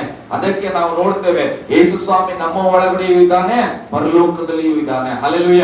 ಯಾವಾಗಲೂ ತಂದೆಯ ಬಲಪಾಸ್ತಿ 24 ತಾಸು 7 ದಿನಗಳ ಆತನ ಏನ್ ಮಾಡ್ತಿದ್ದಾನೆ? ಯಾವಾಗಲೂ ಅಲ್ಲಿ ಮಹಿಮೆಯನ್ನ ಹೊಂದಿಕೊಳ್ಳುತ್ತಾ ಇದ್ದಾನೆ. ಹಲ್ಲೆಲೂಯ, ಗಟ್ಟಿಯಾಗಿ ಹಲ್ಲೆಲೂಯ. ಅದೇ ದೇವರು ನಮ್ಮನ್ನ ನೋಡಿ ಹೇಳ್ತಾ ಇದ್ದಾನೆ, ಸ್ವಲ್ಪ ಕಾಲ ನಿಮ್ ಮನಸ್ಸಲ್ಲಿ ಅನ್ಸಿದ್ರಿ ದೇವ್ರು ಯಾಕೋ ನಮ್ಮನ್ನ ಕೈ ಬಿಟ್ಬಿಟ್ರ, ನಮ್ಮ ಕುಟುಂಬನ ಕೈ ಬಿಟ್ಬಿಟ್ರ ಅನ್ಸಿದ್ರೆ ಚಿಂತೆ ಮಾಡಬೇಡ್ರಿ. ಯಾರ ಕಾರಣ, ಯಾರ ಮನೆಯಿಂದ, ಯಾರು ಮಾಡೋದೆಲ್ಲ ಹುಡ್ಕೋದ್ ಬೇಡ. ನಾವು ನಮ್ಮನ್ನ ದೇವ್ರಿಗೆ ಯಾರು ಮಾಡಿರ್ಲಿ ಚಿಂತೆ ಮಾಡಬೇಡ್ರಿ. ಹಲ್ಲೆಲೂಯ. ಯಾರಾದ್ರೂ ಹೇಳ್ರಿ, ಯಾರಾದ್ರೂ ಮಾಡಿರ್ಲಿ ಚಿಂತೆ ಮಾಡಲ್ಲ. ನನ್ನನ್ನು ನಾನು ದೇವ್ರಿಗೆ ಒಪ್ಪಿಸ್ಬೇಕು. ಏ ಸ್ವಾಮಿ, ಯಾರು ನನ್ನ ಸಿಲ್ಬೆಗೆ ಹಾಕಿದ್ರು, ಯಾರು ನನ್ನ ಬರ್ಜಿರ್ತಿದ್ರು, ನಾನು ಅವ್ರಿಗೆ ಸರಿಯಾಗಿ ತೀರಿಸ್ಲಿ ಅಂತ ನನ್ನ ಅವ್ ಯಾರು ವರಿ ಮಾಡ್ಕೊಂಡು ಸ್ವಾಮಿ, ಆತನ ನನ್ನ ಆತ್ಮವನ್ನ ನಿನಗೆ ಒಪ್ಪಿಸ್ತೇನೆ. ಅವ್ರು ಏನ್ ಮಾಡ್ತಾರ ಅವ್ರು ಅರಿಯರು. ನಾವು ಹಾಗೆ ಈ ಲೋಕದ ಜನರು ಏನೇ ನಮಗೆ ಮಿಸ್ಟೇಕ್ಸ್ ಗಳನ್ನ, ಅವಮಾನಗಳನ್ನ ಅಥವಾ ಸಮಸ್ಯೆಗಳನ್ನ ಮಾಡುವಾಗ ದೇವ್ರ ಅವ್ರಿಗೆ ಏನೋ ಗೊತ್ತಿಲ್ಲ ಮಾಡಕತ್ತಾರ, ಅದ ನನ್ನ ಆತ್ಮನ ನಿನಗೆ ಒಪ್ಪಿಸ್ತೇನೆ. ಹಲ್ಲೆಲೂಯ. ವಾಕ್ಯ ಹೇಳ್ತದೆ, ನಿಮಗೆ ಆಶೀರ್ವದಿಸಲಿಕ್ಕೆ ದೇವರ ಶಕ್ತನು. ಮುಂದೆ ಒಂದು ವಚನ 30ನೇ ಅಧ್ಯಾಯ ಕೀರ್ತನೆಯಲ್ಲಿ 5ನೇ ವಚನ ಓದ್ರಿ, ನಾನು ಪ್ರಾರ್ಥನೆ ನಡೆಸ್ತೇನೆ ಬೇಗ. ಕೀರ್ತನೆ 30:5 ನೋಡ್ರಿ. ಆತನ ಕೋಪವು, ದೇವರ ಕೋಪ ಕ್ಷಣ ಮಾತ್ರ. ಚೆನ್ನಾಗಿ ಅರ್ಥ ಮಾಡ್ಕೊಡ್ರಿ. ಹಂಗಾದ್ರೆ ನಾನು ತಪ್ಪು ಮಾಡ್ಬಿಟ್ಟೆ ಸಾರ್, ಅಯ್ಯೋ ನಾನು ಪಾಪದಲ್ಲಿ ಬಿದ್ದುಬಿಟ್ಟೆ, ನಾನು ಕದ್ಬಿಟ್ಟೆ, ನಾನು ಕುಡಿದ್ಬಿಟ್ಟೆ, ಮತ್ತೊಂದು ಇರಬಹುದು. ಆದರೆ ಬೈಬಲ್ ಇರ್ತದೆ, ದೇವರ ಕೋಪವು ಕ್ಷಣ ಮಾತ್ರ. ನಾವು ಅದನ್ನ ಅರಿತುಕೊಂಡು ಆ ಸ್ಥಳದಿಂದ ನಾವು ಬದಲಾಗುವುದಾದ್ರೆ, ಆ ಪಾಪದಿಂದ ನಾವು ಹೊರಗೆ ಬರುವುದಾದ್ರೆ, ಅಪರಾಧಗಳಿಂದ ಹೊರಗೆ ಬರುವುದಕ್ಕೆ ಮನಸ್ಸು ಮಾಡುವುದಾದ್ರೆ, ಬೈಬಲ್ ಹೇಳ್ತದೆ ದೇವರ ಕೋಪವು ಕ್ಷಣ ಮಾತ್ರವೇ. ಆಮೇಲೆ ಆತನ ಅನುಗ್ರಹವು, ದೇವರ ಕೋಪ ಸ್ವಲ್ಪ ಹೊತ್ರಿ. ಯಾವಾಗ ಯೇಸು ಸ್ವಾಮಿ ಎಲ್ಲ ಪಾಪ, ಮನುಷ್ಯರ ಪಾಪವನ್ನು ಹೊತ್ಕೊಂಡನು, ದೇವರು ಕಾಯ್ಬಿಟ್ಟನು. ಹಂಗೆ ಬಿಟ್ಕೊಟ್ಟಿಲ್ಲ, ಸ್ವಲ್ಪ ಹೊತ್ತು ಕಾಯ್ಬಿಟ್ಟನು. ಅದಾದ ನಂತರ ಯೇಸು ಸ್ವಾಮಿಯನ್ನ ಕೈ ಹಿಡಿದು ತಂದೆಯಾದ ದೇವರು ಎಬ್ಬಿಸಿದ್ದಾನೆ. ಇವತ್ತಿನವರೆಗೂ, ಯುಗ ಯುಗಾಂತರದವರೆಗೂ ಯೇಸು ಮಹಿಮೆಯನ್ನು ಹೊಂದಿಕೊಳ್ಳುವಂತ ದೇವರಾಗಿದ್ದಾನೆ. ಹಲ್ಲೆಲೂಯ. ಅದೇ ರೀತಿಯಾಗಿ ದೇವರು ಹೇಳ್ತಾನೆ, ನಿನ್ನ ಮೇಲೆ ದೇವರು ಕೋಪಗೊಂಡಿದ್ರೆ ಕ್ಷಣ ಮಾತ್ರ. ಎಲ್ಲಿವರೆಗೆ? ನಮ್ಮ ತಪ್ಪನ್ನು ನಾವು ಅರಿವು ಮಾಡಿಕೊಂಡು ಬದಲಾವಣೆ ಕಡೆಗೆ ಬರುವಾಗ ಬೈಬಲ್ ಹೇಳ್ತದೆ ಆತನ ಅನುಗ್ರಹ ಜೀವನವೆಲ್ಲ ಇರ್ತದೆ. ನೋಡ್ರಿ, ಕೋಪ ಕಡಿಮೆ, ಅನುಗ್ರಹ ಜೀವನ ಪೂರ್ತಿ. ಮನುಷ್ಯರ್ದಂಗಲ್ಲ. ಅವ 100 ದಿನ ಪ್ರೀತಿ ಮಾಡಲಿ, ಒಂದು ದಿನ ಹರ್ಟ್ ಮಾಡ್ಬಿಟ್ರೆ ಆ ಹರ್ಟ್ ಅನ್ನ ನಾವು ಸಾಯೋವರೆಗೂ ನೆನ್ಪಿಡ್ತೇವೆ. ಇದು ಮನುಷ್ಯರ ಸ್ವಭಾವ. ಕೆಟ್ಟದನ್ನ ಹೆಚ್ಚಾಗಿ ಒತ್ಕೊಳ್ಳೋದು ಮನಸ್ಸಲ್ಲಿ.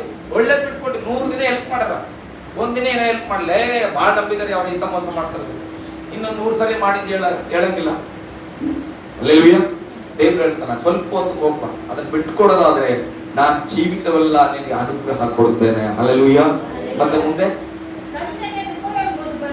ನೋಡ್ರಿ, ಸಂಜೆಯಲ್ಲಿ ದುಃಖವೆಂಬುದು ಬಂದು ನಮ್ಮ ಬಳಿಯಲ್ಲಿ ಇಳಿದುಕೊಂಡರು. ಹಲ್ಲೆಲೂಯ. ಇವತ್ತು ರಾತ್ರಿ ನಾವು ದುಃಖದಲ್ಲಿ ಮಲ್ಕೊಂಡಿರಬಹುದು, ಆದ್ರೆ ಬೆಳಿಗ್ಗೆ ಎದ್ದೇಳುವಾಗ ಹರ್ಷದ ಧ್ವನಿಯಿಂದ ಎದ್ದೇಳುವವರಾಗಿದ್ದೇವೆ. ಕಳೆದ ದಿವಸದಲ್ಲಿ, ಕಳೆದ ವಾರ, ಯಾವ ವಾರ ಶ್ರೋತೆಮ್ಮ, ನಾನು ಒಬ್ಬರ ಹತ್ರ ಅಮೌಂಟ್ ತರಕ್ ಹೋಗಿದ್ದಾನೆ. ಸೋಮವಾರನ ಮಂಗಳವಾರ? ಓಕೆ, ವಾರ ಸ್ವಲ್ಪ ನೆನಪಿಲ್ಲ. ಹೋದ ವಾರ ಏನಾಯ್ತು, ಸ್ವಲ್ಪ ಪ್ರಾರ್ಥನೆ ಕಡಿಮೆ ಇತ್ತು. ಆ ಕಡೆ ಈ ಕಡೆ ಓಡಾಡೋದ್ರಿಗೆ ಪ್ರಾರ್ಥನೆ ಆಗ್ಲಿಲ್ಲ. ಬೇರೆ ಸಮಯದಲ್ಲಿ ಮಾಡಿಕೊಂಡ್ರೆ ಸಂಜೆ ಸಮಯ ಪ್ರಾರ್ಥನೆಗಳು ಹೆಚ್ಚಾಗಿ ಟೈಮ್ ಕಳೆಯಕ್ ಆಗ್ಲಿಲ್ಲ. ಹಾಗಾಗಿ ನಮ್ಮ ಮನೆಯವ್ರಿಗೆಲ್ಲರೂ ದೇವರ ಆತ್ಮ ಮಾತಾಡಿದ್ರು ಹೋದ ಸಂಡೆ. ಸೋಮವಾರ ನಾವು ಸಂಡೆ ಹೋಗಿ ಮಾತಾಡ್ಕೊಂಡು ಹೋದ ವಾರ ಸ್ವಲ್ಪ ಹೆಚ್ಚಾಗಿ ಪ್ರಾರ್ಥನೆ ಮಾಡ್ಲಿಕ್ಕೆ ಆಗ್ಲಿಲ್ಲಪ್ಪ ಅಂತೇಳಿ. ಆಮೇಲೆ ನೆಕ್ಸ್ಟ್ ಏನ್ ಮಾಡ್ತೇವೆ, ಎಲ್ಲರೂ ಕೂತ್ಕೊಂಡು ಚೆನ್ನಾಗಿ ಪ್ರಾರ್ಥನೆ ಮಾಡಿದ್ವಿ. ದೇವ್ರೆ, ಇನ್ನ ಏಪ್ರಿಲ್ ತಿಂಗಳು ಮುಗ್ದಿರ್ಲಿಲ್ಲ, ದೇವ್ರೆ ಏಪ್ರಿಲ್ ತಿಂಗಳನ್ನ ಚೆನ್ನಾಗಿ ಮುಗಿಸ್ಕೊಟ್ಟಿಯಪ್ಪ, ದೇವ್ರಿಗೆ ಸ್ತೋತ್ರ. ಮೇ ತಿಂಗಳನ್ನು ಹಾಗೆ ನೀನು ಮುಗಿಸ್ತಿ ಅಂತೇಳಿ ಪ್ರಾರ್ಥನೆ ಮಾಡಿ ಮಲ್ಕೊಳ್ತೇವೆ. ಅಂದ್ರೆ ಇನ್ನ ಏಪ್ರಿಲ್ ಮುಗ್ದಿಲ್ಲ. ಏಪ್ರಿಲ್ ತಿಂಗಳಲ್ಲಿ ಎಂಡಿಂಗ್ ಟೈಮ್ ಬಂದಾಗ ನನಗೆ ಒಂದು 10-12 ರೂಪಾಯಿ ಕಟ್ಟಬೇಕು. ವಾಯ್ಸ್ ಹೋಗ್ತಾ ಇದೆ, ಚಿಂತೆ ಮಾಡ್ಬೇಡ್ರಿ. ಅಲ್ಲೆಲ್ಲೂಯ್ಯ, 12,000 ಕಟ್ಟಬೇಕು. ಆದ್ರೆ ಅಮೌಂಟ್ ಇಲ್ಲ. ಆದ್ರೆ ವಿಶ್ವಾಸದ ಪ್ರಾರ್ಥನೆ, ಏಪ್ರಿಲ್ ತಿಂಗಳಲ್ಲಿ ಯಾವುದೇ ಕೊರತೆ ಇಲ್ಲದಂತೆ ನೀನು ಮುಗಿಸ್ಬಿಟ್ಟಿ ಅಂತೇಳಿ ಜಪ ಮಾಡಿದ್ವಿ.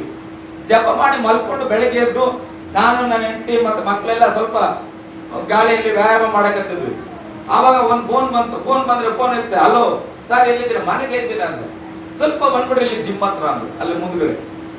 ಓಕೆ ಅಂತೇಳಿ, ಏನಪ್ಪ ಜಿಮ್ ಹತ್ರ ಏನಿದೆ, ಹೋಗಿ ಸ್ವಲ್ಪ ಮಾತಾಡ್ಬೇಕಲ್ಲ. ಆಯ್ತು, ಚಾಯ್ ಬಿ ಕುಡಿಲಕ್ಕಂತೇಳಿ ನನ್ನ ಮನಸ್ಸಲ್ಲ ಅದೇ, ಬೆಳಗ್ಗೆ ಎದ್ದಾಗ ಚಾಯ್ ಬೇಕು ನನಗೆ.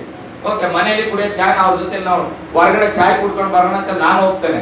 ಹೋಗುವಾಗ ಅವರು ಲಾರಿಯಿಂದ ಕೆಳಗೆ ಕೂಡ ಇಳಿದಿಲ್ಲ, ಲಾರಿಯಲ್ಲೇ ಕುತ್ಕೊಂಡು, ಸರ್ ನನಗೆ ಮೊನ್ನೆನೆ ನಾನು ತೆಗೆದಿಟ್ಟಿದ್ದೇನೆ, ನಿಮಗೆ ಕೊಡಕ್ ಆಗಿಲ್ಲ, ದಯಮಾಡಿ ಬೇಜಾರು ಮಾಡ್ಕೊಬೇಡ್ರಿ, ಇದನ್ನ ತೆಗೆದುಕೊಂಡ್ರೆ ನಿಮ್ ಜೊತೆ ಟೈಮ್ ಇಲ್ಲ ನನಗೆ, ಇದನ್ನ ತಗೊಳ್ರಿ ಅಂತ 10,000 ರೂಪಾಯಿ ಕೊಟ್ಟು ಹೋಗ್ಬಿಟ್ಟು. ಅಲ್ಲೇಲೂಯ್ಯ, ನಮ್ಗೆ ಗೊತ್ತು ಶ್ರೀಜಿತ್ ಬ್ರದರ್, ಬೇರೆ ಯಾರಲ್ಲ. ಆದ್ರೆ ಅವ್ರು ಯಾವತ್ತೂ ತೆಗೆದಿಟ್ಟಾರ. ಆದ್ರೆ ಎಲ್ಲಿಯವರೆಗೆ ನಮ್ ಕೈಗೆ ಸೇರಿಲ್ಲ ಅಂದ್ರೆ ನಾವು ಜಪ ಮಾಡೋರಿಗೆ ಸೇರಿಲ್ಲ. ಅಲ್ಲೇಲೂಯ್ಯ, ನಾವ್ ಯಾವಾಗ ಕುಟುಂಬ ಎಲ್ಲ ಜಪ ಮಾಡಿದ್ವಿ, ದೇವರಿಗೆ ಹೇಳಿದ್ವಂತ ಏಪ್ರಿಲ್ ತಿಂಗಳ ಆಗತ್ತೆ ನೀನ್ ಮುಗಿಸಿಯ, ಮೇ ತಿಂಗಳು ನನಗೆ ಬೇಕಾದದ್ದು ಕೊಡಂತ ಜಪ ಮಾಡೀನಿ ಅಂದ್ರೆ ಚಿಂತೆ ಇಲ್ಲ, ಏಪ್ರಿಲ್ ಹೇಗೋ ಹೋಗ್ತದೆ ದೇವ್ರ ಚಿತ್ತದಲ್ಲಿ ಅಂತ. ಬೆಳಿಗ್ಗೆ ಎದ್ದ ತಕ್ಷಣ ಹಂಗ ಒಂದು ರಬ್ಬರ್ ಹಾಕಿ 10,000 ರೂಪಾಯಿ ಕೊಟ್ಟು ಹೋಗ್ಬಿಡ್ರಿ. ಅಲ್ಲೇಲೂಯ್ಯ, ದೇವರ ವಾಕ್ಯ ಹೇಳ್ತದೆ, ಕೋಪ ದೇವರದು ಕ್ಷಣ ಮಾತ್ರ ನಮ್ಮನ್ನು ಕೈ ಬಿಟ್ಟಿರ್ಬೋದು. ಯಾವಾಗ ನಾವು ಮನ ತಿರುಗಿ ಜಪಕ್ಕೆ ಕೂತ್ಕೊಳ್ತೇವೋ, ಬೆಳಿಗ್ಗೆ ರಾತ್ರಿಯಲ್ಲಿ ದುಃಖದಲ್ಲಿ ಜಪ ಮಾಡಿ ಮಲ್ಕೊಂಡಿದ್ದೇವೆ, ಬೆಳಿಗ್ಗೆ ಎದ್ದಾಗ ಹರ್ಷಧ್ವನಿಯಿಂದ ಪ್ರಾರಂಭಿಸ್ತಾ ಇದ್ದೇವೆ. ಯಾಕೆ? ದೇವರು ನಮ್ಮ ಪ್ರಾರ್ಥನೆಯನ್ನ ಕೇಳಿಸಿಕೊಳ್ಳುವನು. ಹಲ್ಲೆಲೂಯಾ. ನಮ್ಮ ಅಪರಾಧ ಏನು? ರಾತ್ರಿಯ ಪ್ರಾರ್ಥನೆಯಲ್ಲಿ ಸರಿಯಾಗಿ ಸಮಯ ಕಳೆದಿಲ್ಲ. ನಾವೇನ್ ಮಾಡಿದ್ವಿ? ಆ ಅಪರಾಧವನ್ನ ದೇವರಿಂದ ತೆಗೆದಾಕ್ತೀವಿ. ದೇವರೇ, ನಮಗೂ ನಿಮ್ಗೆ ಅಡ್ಡಿಯಾಗಿದ್ದಾನ, ನಾವು ಮತ್ತೆ ರಾತ್ರಿ ಪ್ರಾರ್ಥನೆ ಮಾಡ್ತೇವೆ. ಹಲ್ಲೆಲೂಯಾ, ಗಟ್ಟಿಯಾಗಿ ಹಲ್ಲೆಲೂಯಾ. ಬಹಳ ಜೀವಿತ ಬಹಳ ಕ್ರಿಟಿಕಲ್ ಇದೆ ನಮ್ದು. ಯಾಕೆ? ನನಗೆ 48-50 ರೂಪಾಯಿ ಬೇಕು ಪ್ರತಿ ಮಂತ್, ನನ್ನ ಸಾಲ ಅಷ್ಟು ಆಗಿದೆ. ಆದ್ರೆ ಯಾವತ್ತು ನಾನು ನಿರಾಸೆ ಆಗಲ್ಲ, ಚಿಂತೆ ಮಾಡಲ್ಲ, ದೇವ್ರ ಹತ್ರ ಪ್ರಾರ್ಥನೆ ಮಾಡ್ತೇನೆ. ಹೆಂಗೆ ದೇವ್ರು ಕೊಡ್ತಾನ ಸ್ತೋತ್ರ. ಇಂಜಿನಿಯರ್ ಆಗಿದ್ರು ನನಗೆ ಇಷ್ಟು ಹಣ ಬರ್ತದೆ ಇಲ್ಲೋ ಗೊತ್ತಿಲ್ಲ. ಹಲ್ಲೆಲೂಯಾ, ಗಟ್ಟಿಯಾಗಿ ಹಲ್ಲೆಲೂಯಾ. ಆದ್ರೆ ನನ್ನ ಅಕೌಂಟ್ ಅಲ್ಲಿ 1 ರೂಪಾಯಿ ನಾನು ಇಟ್ಕೊಳ್ಳಲ್ಲ. ಕಾರಣ, ಸೇವೆಗಾಗಿ ನಾನು ಬಳಸ್ತೇನೆ. ಹಾಗಾಗಿ ನನಗೆ ಚಿಂತೆ ಇಲ್ಲ. ದೇವ್ರು 1 ಕೋಟಿ ಕೊಟ್ಟರು ತಗೊಳ್ತೇನೆ, ಸೇವೆಯಲ್ಲಿ ನಾನು ಬಳಸ್ತೇನೆ. Hallelujah, hallelujah. ಅದಕ್ಕೆ ನಾನು ಹೇಳ್ತೇನೆ, ದುಃಖದಲ್ಲಿದ್ದಾಗ, ದೇವರೊಟ್ಟಿಗೆ ಗೋಳಾಡುವಾಗ, ದೇವ್ರೆ ಯಾಕೆ ನಮ್ಮನ್ನು ಮುಟ್ಟಿಲ್ಲ, ದೇವ್ರು ಯಾಕೆ ನನ್ನ ನೋಡಿಲ್ಲ ಅಂತ ಕೇಳೋದಕ್ಕಿಂತ ಮುಂಚೆ, ದೇವರು ನನ್ನನ್ನು ಮುಟ್ಟದೇ ಇರೋಕ್ಕೆ ನಾನೇನಾದ್ರೂ ಕಾರಣನಾ? ದೇವರು ನನ್ನ ಪ್ರಾರ್ಥನೆ ಕೇಳದೇ ಇರೋದಕ್ಕೆ ನಾನೇನಾದ್ರೂ ಕಾರಣ ಆಗಿದ್ದೇನೆ? ಏನ್ ತಪ್ಪು ಮಾಡಿನಿ? ಎಲ್ಲಿ ನಾನು ಬಿದ್ದೋಗಿದ್ದೇನೆ? ಏನ್ ಸರಿಪಡಿಸ್ಕೊಳ್ಬೇಕು? ಅದನ್ನ ನಾನು ಸರಿಪಡಿಸ್ಕೊಂಡ್ರೆ ನಿನ್ ಜಪ ಗಂಟೆ ಬೇಕಾಗಿಲ್ಲ. ವಿಶ್ವಾಸದಲ್ಲಿ ಪರಿಶುದ್ಧತೆಯಲ್ಲಿ ಜಪ ಮಾಡಿದ್ರೆ ಕ್ಷಣ ಮಾತ್ರದಲ್ಲಿ 15 ವರ್ಷ ಆಯುಸ್ ಬಂತು HK ರಾಜ. ಅಲ್ಲೇಲೂಯ್ಯ. ಆತ 40 ದಿನ ಉಪವಾಸ ಮಾಡಿದ. ಆತ ಹೇಳಿದ ಮುಂದೆ, ಸ್ವಾಮಿ ನಾನ್ ನಿನ್ ಮುಂದೆ ಹೆಂಗೆ ನಡ್ಕೊಂಡಿನಿ ನೋಡು. ಅಷ್ಟೇ ಒಂದು ಸಣ್ಣ ಪ್ರಾರ್ಥನೆ. ಏಸಾಯ ನೀನ್ ಸಾಹಿತ್ಯ ಅಂತ ಹೇಳಿ ಮನೆಯಿಂದ ಆಚೆ ಹೋಗಿಲ್ಲ, ವಾಪಸ್ ಬಂದು ಹೇಳ್ತಾನೆ 15 ವರ್ಷ ಬದುಕೋ ದೇವ್ರು ಹೇಳ ನನಗೆ. ಅಲ್ಲೇಲೂಯ್ಯ, ಗಟ್ಟಿಯಾಗಿ ಹಲ್ಲೆಲೂಯ್ಯ. ನಮ್ಮನ್ನು ನಾವು ನೋಡ್ಕೋಬೇಕು. ದೇವರೇ, ನಿನ್ ಮುಂದೆ ನಾನು ಹೆಂಗ್ ನಡ್ಕೊಂಡಿನಿ, ನನ್ನನ್ನು ನೋಡಿ ನೀನ್ ನಡೆಸಿ. ಅಲ್ಲೇಲೂಯ್ಯ. ನಾನು ಯಾವಾಗ ಹಂಗೆ ಜಪ ಮಾಡೋದು, ನನ್ನ ಜಪ ಹೆಂಗಂದ್ರೆ, ದೇವರೇ ನೋಡಪ್ಪ, ನನಗೆ ಏನು ಬೇಕಾಗಿಲ್ಲ, ನಿನ್ ಸೇವೆಯಲ್ಲಿದ್ದೆ, ನಿನಗೆ ಹೆಂಗ ಅನ್ಸುತ್ತ ಹಂಗೆ ನಡೆಸು. ಅವಮಾನದಲ್ಲಿ ಇರ್ಬೇಕು, ನಾನು ಇರ್ತೇನೆ ಅಂತ ಹೇಳ್ತಾನೆ. ಇದುವರೆಗೆ ದೇವರು ಅವಮಾನದಲ್ಲಿ ಇಡ್ಲಿಲ್ಲ ಪ್ರಿಯರೇ. ಹಲ್ಲೆಲೂಯಾ, ಗಟ್ಟಿಯಾಗಿ ಹಲ್ಲೆಲೂಯಾ. ಓಕೆ, ಕೊನೆಯ ವಚನ ಓದೋಣ. 2ನೇ ಅಧ್ಯಾಯ 2 ಕೊರಿಂಥ 4ನೇ ಅಧ್ಯಾಯ 17ನೇ ವಚನ. ದೇವ್ರು ಏನಾದ್ರೂ ಮಾತಾಡ್ತಾ ಇದ್ರ, ನಾನೇ ಮಾತಾಡ್ಕೊಂಡು ಹೋಗ್ತೀನಿ. ಹಲ್ಲೆಲೂಯಾ. ಓದ್ರಿ ಮುಂದೆ. 2 ಕೊರಿಂಥ 4:17.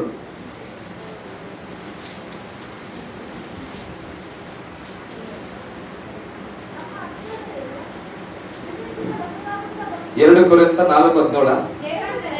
ಹೇಗೆಂದರೆ ನೋಡಿ, ಕ್ಷಣ ಮಾತ್ರವಿರುವ ನಮ್ಮ ಹಗುರವಾದ ಸಂಕಟವು ಅತ್ಯಂತಿಕವಾದ ಪ್ರತಿಫಲವನ್ನ ಉಂಟು ಮಾಡಿ ನಮಗೆ ನಿರಂತರವಾಗಿರುವ ಗೌರವವಾದ, ಹಲ್ಲೆಲೂಯಾ, ಗಟ್ಟಿಯಾಗಿ ಹಲ್ಲೆಲೂಯಾ, ಇವತ್ತು ನಾವು ಕಷ್ಟದಲ್ಲಿ ಇರಬಹುದು, ಕೆಲವರು ಅನ್ಕೊಳ್ಬಹುದು. ಉದಾಹರಣೆ ನಾನು ಹೇಳ್ತೇನೆ, ನಮ್ಮಲ್ಲಿ ಬರುವವರ ಬಿಟ್ಟು ಕೆಲವರು ಯೋಚನೆ ಮಾಡಬಹುದು, ಪಾಸ್ಟ್ ಅಷ್ಟು ಜಪ ಮಾಡ್ತೆ, ಅಷ್ಟು ಪ್ರಾರ್ಥನೆ ಮಾಡ್ತೆ, ಊರೆಲ್ಲ ಬಿಟ್ಟು ಬಂದ್ರೆ ಅಂತ ಅಂತಾರೆ, ಯಾಕೆ ಅವ್ರ ಜೀವಿತದಲ್ಲಿ ಏನು ಆಗ್ತಾ ಇಲ್ಲ ಅಂದ್ಕೊಳ್ಬಹುದು.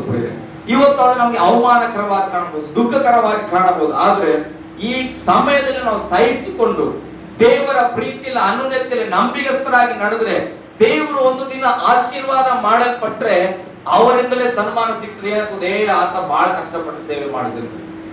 ಅಲ್ಲೇಲೂಯಾ. ಈಗ ನೋಡ್ರಿ, ಅವ್ರ ಲೈಫ್ ಹೆಂಗಿದೆ, ಬಹಳ ಆಶೀರ್ವದಿಸಲ್ಪಟ್ಟಿದೆ. ಯಾರು ಅವಮಾನ ಮಾತಾಡಿರ್ತಾರೋ ಅವರೇ ಸನ್ಮಾನದ ಮಾತಾಡುವಂತೆ ಬರ್ತದೆ, ನಾವು ತಾಳಿಕೊಂಡ್ರೆ. ಹಲ್ಲೆಲೂಯಾ.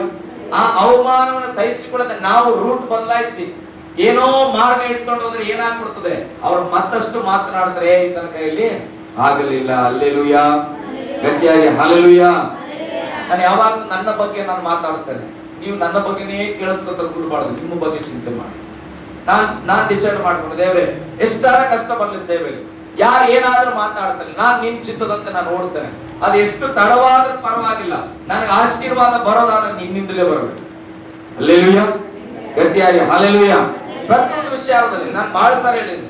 ನಮ್ ಜೊತೆ ಅವ್ರೊಬ್ರು ಹೇಳಿದ್ರೆ, ನನ್ನ ಹತ್ರ ಬಂದ್ಬಿಡು, ನಿನ್ಗೆ ಜಮೀನು 3 ತಿಂಗಳಲ್ಲಿ ನಿನ್ ಕೈ ಬಂದ್ಬಿಡ್ಬೇಕು, ಹಂಗ ಮಾಡ್ತಂತೆ. ಬೇಡ ಹೋಗಪ್ಪ ಅಂದ. ನಾನು ದೇವ್ರ 10 ವರ್ಷಕ್ಕೊಳ್ಳಿ, ನಾನು ಅವಾಗೆ ತಗೊಳ್ತಾನೆ. ಹಲ್ಲೆಲೂಯಾ. ಗಟ್ಟಿಯಾಗಿ ಹಲ್ಲೆಲೂಯಾ. ಹಲ್ಲೆಲೂಯಾ. ಇವತ್ತು ನಾನು ನಿಮ್ಗೆ ಹೇಳುವಂಥದ್ದು, ನಿಮ್ ಜೀವಿತ ಕಷ್ಟದಲ್ಲಿ ಇರ್ಬೋದು, ದಾರಿ ಬದಲಾಯಿಸ್ಬೇಡ್ರಿ, ನಿಮ್ಮ ಆಲೋಚನೆಗಳನ್ನ ಬದಲಾಯಿಸ್ಬೇಡ್ರಿ. ಏನೋ ಒಳ್ಳೇದಾಗ್ಬಿಡ್ತದೆ, ಏನೋ ನಾನು ಬೇಗ ಮೇಲ್ ಬರ್ತೇನೆ, ಅವೆಲ್ಲ ಬೇಡ. ದೇವರು ಕೊಟ್ಟ ಮಾರ್ಗದಲ್ಲಿ ನಿಧಾನವಾದರೂ ಪರವಾಗಿಲ್ಲ. ಯಾರೆಲ್ಲ ಅವಮಾನ ಪಡಿಸಿದ್ರೆ ಅವ್ರು ಸನ್ಮಾನ ಮಾಡುವ ರೀತಿಯಲ್ಲಿ ಬದುಕಬೇಕೆ ಹೊರತು ಇಷ್ಟಿದ್ದ ಅವಮಾನವನ್ನ ಇಷ್ಟು ಮಾಡ್ಕೋಬಾರ್ದು. ಅಲ್ಲೇಲೂಯಾ. ಇಷ್ಟಿದ್ದ ಕಷ್ಟವನ್ನ ಇಷ್ಟು ಮಾಡ್ಕೋಬಾರ್ದು. ಅಲ್ಲ, ಇವ್ರ ಮನೆ ಗುಡಿಸಲ್ಲ, ಅದ ಹೌದು, ನಾಳೆಗೆ ಆ ಮನೆ ಕಟ್ಕೊಡ್ಬಾರ್ದು, ಬೇಡ, ಅದು ಚಿಂತೆ ಮಾಡ್ಬಾರ್ದು, ಪ್ರೋತ್ಸಾಹ ಸ್ಟೆಪ್ ಬೈ ಸ್ಟೆಪ್. ಹಲ್ಲೆಲೂಯಾ. ಗಟ್ಟಿಯಾಗಿ ಹಲ್ಲೆಲೂಯಾ. ಮೈಕಲ್ ಜಾಕ್ಸನ್ ಏನ್ ಮಾಡಿದ್ರು ಗೊತ್ತಾ? ಬಹಳ ಬ್ಲಾಕ್ ಇದ್ರು, ಎಲ್ಲ ಅವಮಾನಿಸ್ತಾ ಇದ್ರು.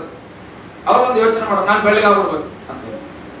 ಅದು ಇದು ಸರ್ಜರಿ ಮಾಡಿ ಮಾಡಿ ಮಾಡಿ ಎಷ್ಟು ಬೆಳಗಾಗ್ಬಿಟ್ರು ಅಂದ್ರೆ, ನಮ್ಮ ಬಟ್ಟೆಗಿಂತ ಬೆಳಗಾಗ್ಬಿಟ್ರು. ಆ ರೀತಿಯಾಗಿ ಬೆಳಗಾದ್ರು. ಓಕೆ, ಲೋಕ ಎಲ್ಲ ಕೊಂಡಾಡಿತ್ತು. ಮೈಕಲ್ ಜಾಕ್ಸನ್ ಅಂದ್ರೆ ನನಗೆ ಬಹಳ ಇಷ್ಟ, ಅದನ್ನ ಹಾಡಾಕ್ರೆ ಯಾವಾಗಲೂ ನಾನು ನೆನಪಡ್ತೇನೆ, ನನಗೆ ಬಹಳ ಇಷ್ಟ. ಆದ್ರೆ ಅವ್ರ ಜೀವಿತ ನೋಡುವಾಗ ಅವ್ರಿಗೆ ಏನ್ ಬೆಳಗಾಗ್ಬೇಕಂತ ಹೊರಟ್ರಲ್ಲ, ಆ ಸರ್ಜರಿಗಳೇ ಅವ್ರ ಜೀವವನ್ನು ತಿಂದುಕೊಂಡು, ಅವ್ರ ಸರ್ಜರಿ ಮಾಡಿಸಿ ಆರೋಗ್ಯ ಕಳ್ಕೊಂಡು ಏನ್ ಮಾಡಿ ಸತ್ತೋಗ್ರು. ಈಗ ಅಷ್ಟೆಲ್ಲ ಬೆಳ್ಳಗಾಗಿ ಎಲ್ಲ ಘನತೆ ಗಳಿಸಿ ನೀನೇ ಬದುಕಿಲ್ಲ ಅಂದ್ರೆ ಎದಕ್ ಬಂದಪ್ಪ? ಅಲ್ಲೇಲೂಯಾ. ಅರಮನೆ ಕಟ್ಟಿದ್ವಿ, ಕಾರ್ ತಗೊಂಡ್ವಿ, ಎಲ್ಲ ತಗೊಂಡ್ವಿ ಅಂತ ಇಟ್ಕೊಡ್ರಿ. ನಮ್ ತಪ್ಪಾದ ಜೀವಿತ ನೋಡಿ ಯಾರಾದ್ರೂ ನಮ್ಮನ್ನ ಹೆಚ್ಚಾಗಿ ಅವಮಾನಿಸ್ಬಿಟ್ರೆ ಹೋಗಿ ಸೂಸೈಡ್ ಮಾಡ್ಕೊಂಡ್ಬಿಟ್ವಿ ಅಂತ ಇಟ್ಕೊಡ್ರಿ. ನಿನ್ ಕಾರ್ ಬಂಗ್ಲೆ ತಗೊಂಡು ಯಾರು ಬದುಕಬೇಕು? ಹಲ್ಲೆಲೂಯಾ. ಗಟ್ಟಿಯಾಗಿ ಹಲ್ಲೆಲೂಯಾ. ಗುಡಿಸಲಲ್ಲಿ ಇದ್ರು ಪರವಾಗಿಲ್ಲ, ನಮ್ಮನ್ನ ನೋಡಿ ಯಾರು ಬೆರಳು ಮಾಡಂಗಿಲ್ಲ ಮಾಡ್ತಾರೆ. ಯಾರು ಬೆರಳು ಮಾಡಬಾರ್ದು, ಪರವಾಗಿಲ್ಲ. ಅವ್ರು ಊಟಕ್ಕಿಲ್ಲ ಅಲ್ಲಿ ಬರೋ ಚಿಂತೆ ಇಲ್ಲ, ಅದೇನು ದೊಡ್ಡದಲ್ಲ. ಅವ್ರ ಬಟ್ಟೆಯಲ್ಲಿ 2 ಬಟ್ಟೆ ಹಾಕೊಡ್ತಾರ. ನಾ 2 ವರ್ಷ ಸೇವ್ ಇಲ್ಲ, 2 ಡ್ರೆಸ್ ಅಲ್ಲಿ ಬರ್ತಿದ್ರು. ಇವತ್ತು ನಾನು ಅಕ್ಕಿ ಹೇಳ್ತೀನಿ, ಯಾವಾಗ ಕೇಳು, ನನ್ನ ಕಷ್ಟದಲ್ಲಿ ಕೂಡ ನೀನು ಡ್ರೆಸ್ ಕೊಡಿಸ್ತೇನೆ. ಕಾರಣ 2 ವರ್ಷ ಒಂದು ಮಾತಾಡಿಲ್ಲ ಅಮ್ಮ. ನಾನು ಬಟ್ಟೆ ಬೇಕಂತ ಕೇಳಿಲ್ಲ, ನಾನು ಚಪ್ಪಲಿ ಬೇಕಂತ ಕೇಳಿಲ್ಲ, ನಾನು ನೈಟ್ ಕೊಡ್ಸಂತಂದಿಲ್ಲ. 2 ಡ್ರೆಸ್ ಅಲ್ಲಿ ಅದು ಹೋಗಿಬೇಕು, ಇದು ಹೋಗಿಬೇಕು, ಅದು ಹೋಗಿಬೇಕು, ಇದು ಅದೇ ಹಾಕೊಂಡು ಸೇವೆ ಮಾಡುದು. ಯಾರು ಗೊತ್ತಿಸ್ಲಿಲ್ಲ. ಪಾಸ್ಟರ್ ಅನ್ಕೊಂಡಿರ್ಬೋದು, ಕೆಲವು ಗೊತ್ತಿಲ್ಲ, ಏನಮ್ಮ ಯಾವಾಗಿದೆ ಬಟ್ಟೆ ಹಾಕೊಂಡು ಚಿಂತೆ ಮಾಡಿಲ್ಲ. ಅದ್ರ ದೇವ್ರು ಇವತ್ತು ಊಹೆ ಮಾಡಕ್ ಅಷ್ಟು ಡ್ರೆಸ್ಗಳು ಕೊಡ್ತಾರ.